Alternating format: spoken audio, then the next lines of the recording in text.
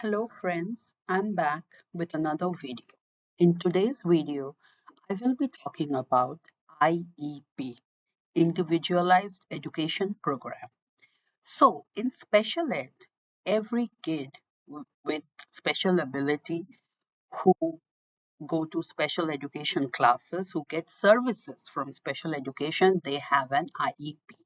That is a education program or a education plan that is tailored to their individual needs according to their abilities, which would help them progress and gain success.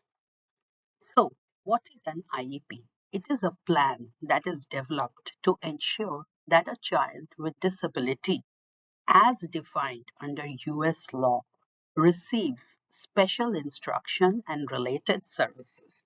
Related services can be speech therapy, can be occupational therapy, can be physical therapy, it can be transportation too. The IEP, the Individual Education Program, it is designed to meet the unique educational needs of the child. So, as we all know, that every child is unique and so are their needs. So, this makes sure that they are designed to meet them, providing customized goals and accommodations to help them succeed academically. Accommodations are the supports that we give a child to succeed. Accommodations can be many things. It can be the seating arrangement. Maybe a child needs to have more proximity to the teacher, or a child needs to sit in one of those individual independent areas to work on. Or it can be giving extra time, or maybe an assignment has 20 questions. So, chunking of assignments, you give him six at a time, or five at a time, or even 10, depending on the child's ability. It can be maybe providing a calculator while doing any like math, or maybe providing hands on materials while learning anything, or it can be giving extra time. So, there can be a bunch of accommodations that can be given to us kids, and these all are supports. So, there are some key components of IEP, and they include the current performance. That is, what is that? It is what the student's current academic and functional performance is. So, when I'm writing goals for IEPs for a student, suppose in math, if a student knows how to add one digit numbers, then I would give a goal that the student will learn how to subtract one digit and add two digits number. So I will always keep on increasing it. Uh, so their current level, their current performance is very important for a teacher to know. Then the annual goals, of course, the measurable that we can measure. So maybe we can say that so and so will know the planets in the solar system 3 out of 5 times. So, what does it mean? It means that if I ask the student 5 times, I have to give the student 5 opportunities to give me the names of the planets in the solar system. And out of that 5 times, he or she is allowed to miss 2 times. But 3 times he would say it. Or suppose if it's like that they will do like maybe like something that they will have that this student so and so student will learn how to write an application 2 out of 4 times. So I give the student 4 times. I have to give the student 4 opportunities, and out of that the student has to succeed in 2 opportunities.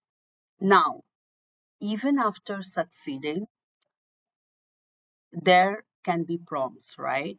So if a student is succeeding, suppose a student is succeeding 2 out of 4 times to write an application, but then the student needs visual cues, the student needs modeling, and the student needs verbal prompts. So that's what I'm going to note.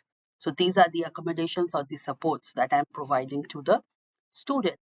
Uh, Generally, for subjects like math, science, we always do percentage, like 70%, okay, or 90%. So it depends. And what we do in ATS, since it's mostly working around vocational stuffs or work-based learning or independent living skills, we always do 3 out of 5 opportunities or 4 out of 5 opportunities. So the student gets those 5 opportunities, and out of that, 3 or 4 times the student has to succeed. Then the special education and related services.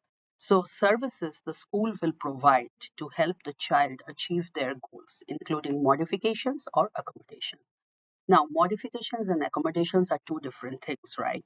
Modification is when we modify something, like we are modifying an assignment. Maybe the assignment, we are adding visual cues to the assignment, so we are modifying it. Or maybe we are modifying the assignment from text to speech. So these are all examples of modifications, like modifying an assignment like text to speech. Now, then accommodations I already mentioned, it's the supports. Then participation with non-disabled children. So the event to which the child will be educated with children without disabilities. This is like the least restrictive environment, like when our kids go out for their out classes, they're going to PE class, they're going to choir class or band class, or they're going to dance class, and they are interacting and socializing there with the general ed kids, or when they are eating their lunch in the cafeteria. Or there is a club called PALS in high school, and sometimes they are called pals, sometimes they are called buddies, it doesn't matter, but they are a club that come once a week or once in 2 weeks, and they work with our kids. They uh, either they play games or they draw color or they are making something. So they are interacting with our kids. So we are giving the opportunity to our kids to interact with Gen Ed population. Then progress measurement. This is very important. So what we do in special ed, every term is for 9 weeks. So after every 9 weeks, we send out a progress report to every parent, like on the goals. If the child is like, the goal is to go 3 out of 5 opportunities, but the child is at 1 out of 5 opportunities. So we write it there, and we write with verbal prompts or with gestural prompts or with visual cues, and then that report is prepared, and it is emailed to every parent. So every 9 weeks, that is 4 times in a year, the parents get an update about the progress that their child is making towards their goals. Then it comes the transition plan. So students over 16, like now I am an adult transition services teacher. So all my students are above 18 years old. So there is a plan for them to transition. So when the kids are in their senior year, that is grade 12 in sales, when I was a sales teacher last year, what we do. So there is something called life plan that is done with the kids at the beginning of the year. So in the life plan, the parents meet a transition teacher.